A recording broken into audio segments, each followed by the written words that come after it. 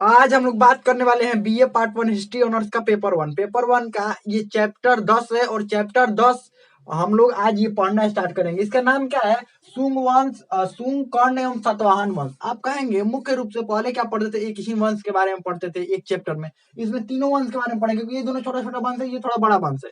तो एक ही चैप्टर में ये तीनों वंश को क्या कर लेंगे? खत्म कर लेंगे। और ये जल्द ही ये जो पेपर 1 है जल्द ही समाप्त हो जाएगा। उसके बाद हम लोग पेपर 2 चालू करेंगे। बहुत सारे बच्चों का प्रश्न था कि पेपर 2 कब चालू होगा। ये जैसे ही पेपर 1 समाप्त होगा उसके बाद हम लोग क्या करेंगे? पेपर 2 चालू कर देंगे। तो चलिए हम लोग शुरू करते हैं। अध्याय 10 है सुंग, कर्ण एवं सातवाहन वंश के बारे में हम लोग को पढ़ना है। तो सबसे पहले सुंग वंश के बारे में पढ़ेंगे। ध्यान रखिएगा, सबसे पहले कौन सा वंश? सुंग वंश। तो चलिए सुंग वंश के बारे में हम लोग पढ़ते हैं। इससे पहले जो वंश पढ़े थे हम लोग मौर्य वंश, उसमें क्या बताए थे कि मौर्य वंश का जो अंतिम शासक था जिसका नाम था बृहद्रथ। मौर्य वंश का जो अंतिम शासक था उसका नाम क्या था? बृहद्रथ था। ध्यान रखिएगा, मौर्य वंश का जो अंतिम शासक बृहद्रथ था, जो मौर्य वंश का जो अंतिम शासक था बृहद्रथ, इसकी हत्या करके इसी का सेनापति था। इसका सेनापति था सेनापति पुष्यमित्र शुंग। पुष्यमित्र शुंग पुष्यमित्र शुंग था इसी का सेनापति। इसने क्या किया? बृहद्रथ की हत्या कर दिया और बृहद्रथ की हत्या करने के बाद ये स्वयं राजा बन गया। एक बात समझिए, यहीं से मौर्य वंश का हो गया अंत। इतना बड़ा मौर्य साम्राज्य एक समय था जब चाणक्य और चंद्रगुप्त मौर्य के समय भारत के अधिकतर हिस्सों पर मौर्य वंश का कब्जा था। भारत ही नहीं, ये अफगानिस्तान तक समझ लीजिए। एक बड़ा भारत जो था, भारत एक अफगानिस्तान तक यानी कि एक बड़ा सा हिस्से पर किसका कब्जा था? मौर्य वंश का। मौर्य वंश का यानी कि वहां तक मगध चलता था। ध्यान रखिएगा, मगध का क्षेत्र माना जाता था। वहां तक, कहां तक? अफगानिस्तान तक माना जाता था। एक समय था जब मौर्य वंश का शासनकाल था, सम्राट अशोक के शासनकाल में।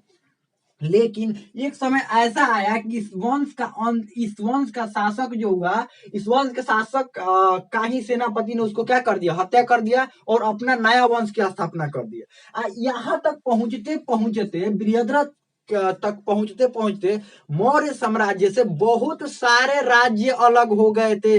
बहुत सारे क्षेत्र, छोटे छोटे क्षेत्र टूटकर और अलग अलग अपना अपना जो छोटे छोटे राजा थे वो साम्राज्य बना लिए थे।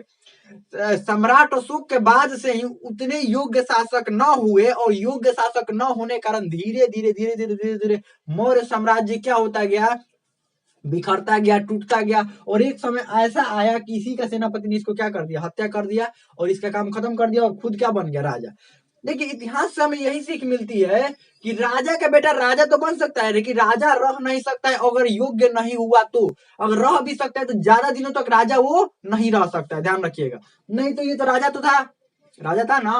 तो इसी का सेनापति ने क्या किया? इसका हत्या कर दिया और खुद क्या बन गया? राजा। और यहाँ पर ये अपने वंश की स्थापना किया। इस वंश का संस्थापक कौन बना? संस्थापक, यहाँ वंश से चेंज हो गया। संस्थापक कौन था? पुष्यमित्र शुंग। पुष्यमित्र शुंग। ध्यान रखिएगा। देखिए, इसीलिए कहा जाता है इतिहास पढ़ना चाहिए। देखिए, देख रहे हैं ना सत्ता के लिए क्या क्या हो रहा है।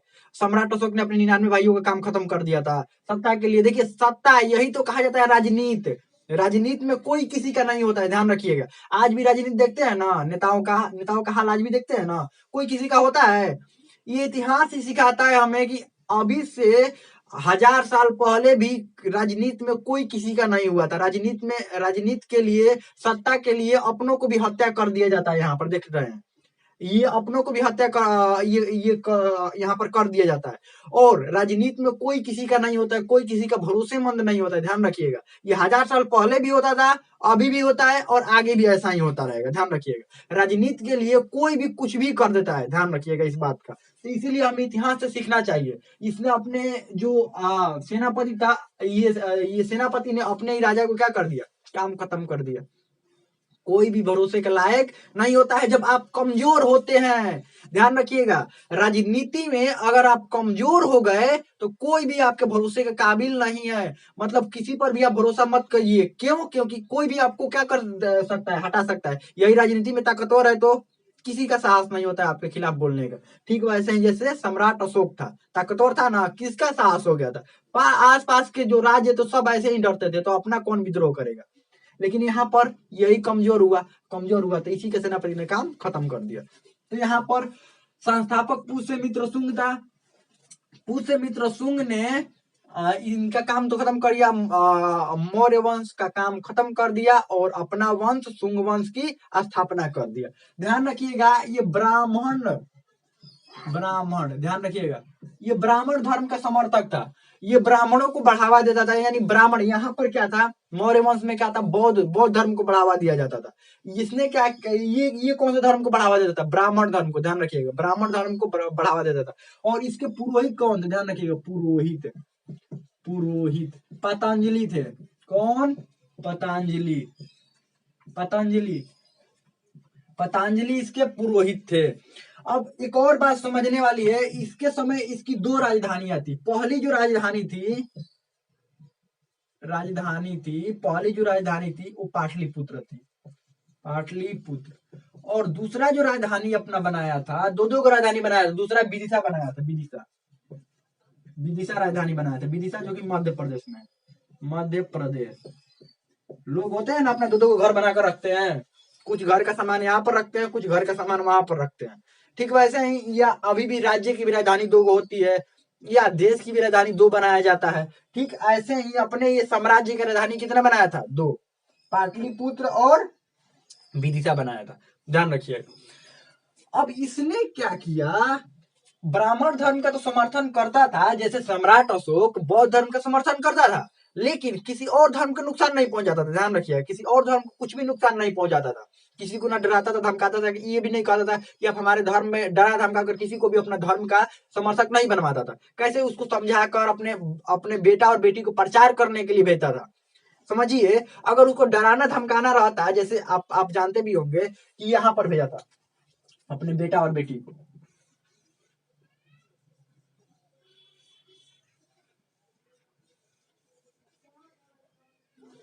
ये यहाँ पर,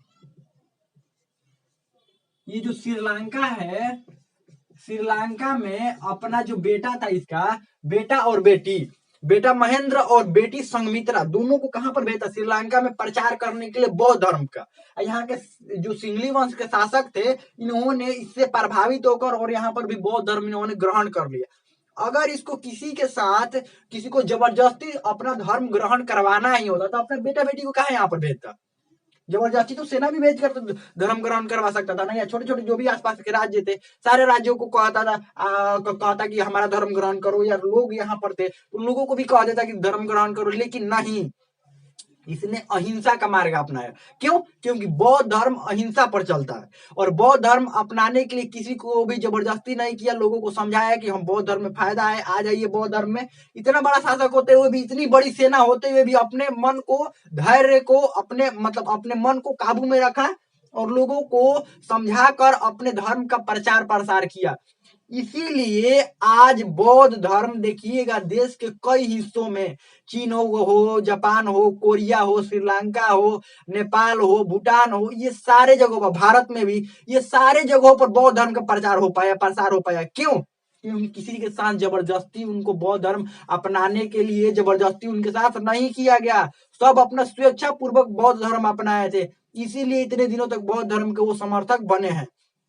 नहीं तो किसी को जबरदस्ती अपनवाने पर वो नहीं होता है, और इतिहास में नाम भी खराब होता है। जबकि सम्राट अशोक को बौद्ध धर्म अपनाने के बाद एक महान राजा बताया गया। क्यों, क्योंकि किसी के साथ उसने जबरदस्ती नहीं किया, जबकि सेना उसके पास बहुत ताकतवर थी, कुछ भी कर सकता था वो। समझ लीजिए, इतना बड़ा क्षेत्र का वो राजा था, इतना बड़ा उसके पास सेना थी, कुछ भी कर सकता था, लेकिन नहीं किया। उसने सबको समझाकर बौद्ध धर्म ग्रहण करवाया, जो जो भी ग्रहण करना चाहते थे। लेकिन यहाँ पर इसने क्या किया, जैसे ही इसका आया शासन ना, इसने ब्राह्मण धर्म का तो समर्थन करता ही था, ठीक था, अपना धर्म का समर्थन कीजिए जैसे सम्राट अशोक कर रहा था, लेकिन इसने बौद्ध स्तूपों को तोड़वाना चालू किया। क्या किया, बौद्ध स्तूपों को तोड़वाना चालू किया, बौद्ध स्तूपों को।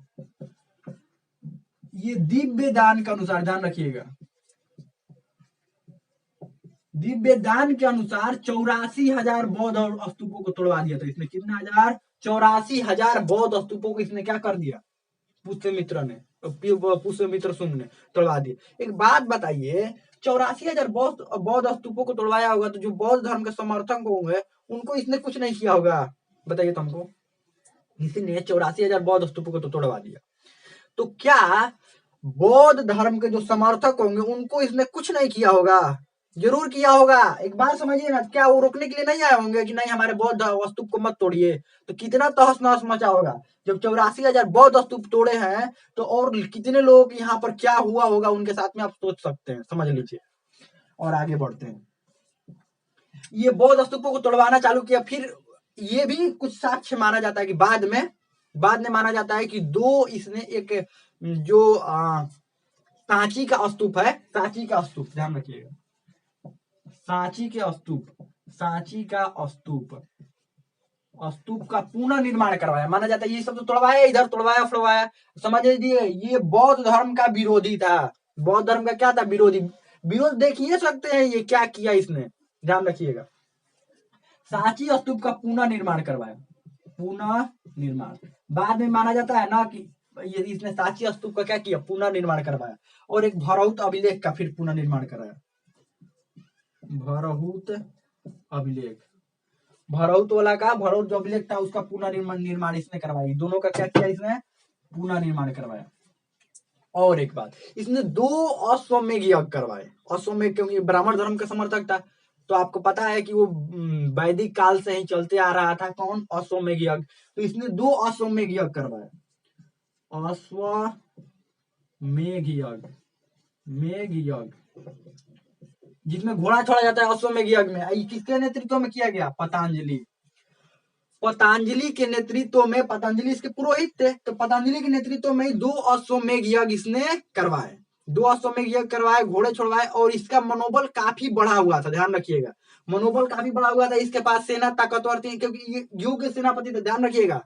पुष्यमित्र शुंग एक योग्य सेनापति था, और योग्य सेनापति होने के कारण जब राजा बना ये, तो बहुत सारे क्षेत्र मगध से, बहुत सारे क्षेत्र स्वतंत्र हो गए थे, क्योंकि बृहदर उतना कमजोर, उतना ताकतवर शासक नहीं था। इसके समय बहुत सारे क्षेत्र इससे मगध से हट गए थे। तो ये जैसे ही शासक बना ना, तो सबसे पहले देखा कौन कौन कमजोर है जो हटा हुआ है, सबको अपने में पहले मिला लिया।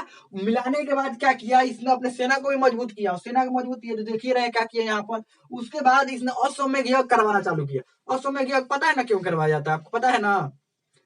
ये अपने साम्राज्य विस्तार के लिए अश्वमेध यज्ञ करवाया जाता है। अश्वमेध यज्ञ समझते हैं ना? एक घोड़ा छोड़ा जाता है, और घोड़ा जिस क्षेत्र में चला जाएगा, मान लीजिए इस क्षेत्र में चला गया, यहाँ पर ये राजा ने यज्ञ करवाया और इस क्षेत्र में घोड़ा चला है, तो ये राजा इसकी अधीनता स्वीकार कर लेंगे, और नहीं करेंगे तो युद्ध करो। तो यही होता था। इसने 2 अश्वमेध यज्ञ करवाया। अश्वमेध यज्ञ कितने करवाए? 2 अश्वमेध इसने यज्ञ भी करवाया था, ध्यान रखिएगा। इसी के समय 2 विदेशी आक्रमण भी हुए, ध्यान रखिएगा। 2 विदेशी आक्रमण, और वो भी बहुत खतरनाक विदेशी आक्रमण हुए थे। 2 को बहुत भयंकर, मतलब विदेशी आक्रमण, जिसमें इसने जीत भी हासिल किया था, ध्यान रखिएगा। इसने जीत, क्योंकि ये तैयार था लड़ने में, एकदम मतलब लड़ने में एकदम तैयार था, ध्यान रखिएगा। ऐसे ही लड़ाई करते करते ये कलिंग पहुंच गया था। अब ये आगे बताएंगे आपको। ऐसे ही लड़ाई करते करते इसका मनोबल बढ़ा हुआ था, एकदम मनोबल बढ़ा हुआ था। देखिए, कहा जाता है कि धन का बढ़ना ठीक होता है, मन का बढ़ना ठीक नहीं होता। इसका ऐसे ही मन बढ़ा हुआ था, कलिंग पहुंच गया। इसको ये नहीं पता है कि कलिंग वाले कितने खतरनाक होते हैं। वहां सम्राट अशोक के समय उस सम्राट अशोक से लड़ने में तो पीछे नहीं हटे, भले बाद में हार गए, उसमें कोई दिक्कत नहीं है। लेकिन इतने बड़े साम्राज्य से लड़ना, इतना छोटा साम्राज्य को, कितना बड़ी हिम्मत की बात होगी, इतने बड़े राजा से लड़ना। उस समय सम्राट अशोक के सामने कोई आंख नजर नहीं मिला पाता था उससे। उससे कलिंग वालों ने युद्ध किया, तो समझ लीजिए कलिंग वाले कितने खतरनाक होंगे। तो इसने क्या किया, जैसे इसका मन बढ़ा हुआ था, हर जगह लड़ाई वड़ाई करते हुए चलता था, कभी इधर कभी उधर। तब तक 2 गो विदेशी आक्रमण हुए, उन लोगों को भी हरा दिया। इसका मन बढ़ा हुआ था, तब तक आक्रमण कहां पर कर दिया? ये कलिंग वाला पर, कलिंग वाले क्षेत्र पर आक्रमण इसने कर दिया। कलिंग वाला, वहां का जो राजा खारवेल था, खारवेल राजा ने जमकर इनकी, जैसे होता है ना हराना, एकदम बढ़िया से, पूरी तरह से एकदम एकदम बढ़िया से हराया। उसने, छोटा साम्राज्य था उसका, तो हराया। और हराने के बाद जब ये बड़ा राजा था ना, ये पुष्यमित्र शुंग बड़ा राजा था, और खारवेल वाले थे छोटे। तो जब छोटा वाला किसी बड़ा को हरा देता है, वो भी बढ़िया से, तो पूरा चिरा चिरा के बताएगा ना।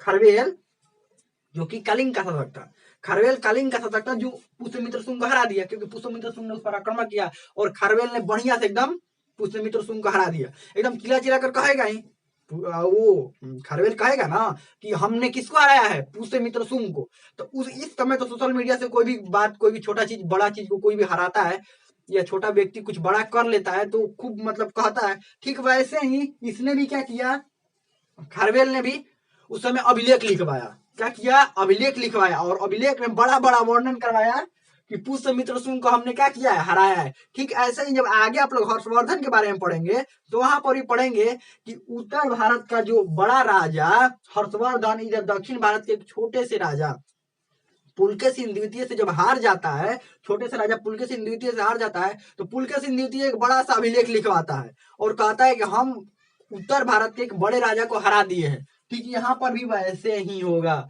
और इसके काल में 4 बड़ी बड़ी पुस्तकों का रचना किया गया। ध्यान रखिएगा, कितने बड़े बड़े पुस्तकों का रचना किया गया, 4। एक पतंजलि जो थे, पतंजलि देखिए 4 बड़ी बड़ी पुस्तकों का यहाँ पर लिख देते हैं, 4 को बड़ी बड़ी पुस्तकों का रचना किया गया। पहला जो था वो महाभाष्य था, महाभाष्य। महाभाष्य जिसकी रचना किसने किया था, ये पतंजलि ने ही किया था, जिसका रचना स्वयं पतंजलि ने ही किया था। दूसरा जो था अष्टाध्याय, अष्टाध्याय जिसकी रचना पाणिनि द्वारा किया गया था, पाणिनि द्वारा किया गया था।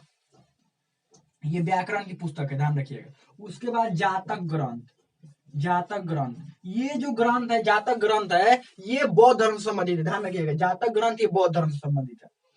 एक और जो अंतिम है, जो चौथा है, मनुस्मृति।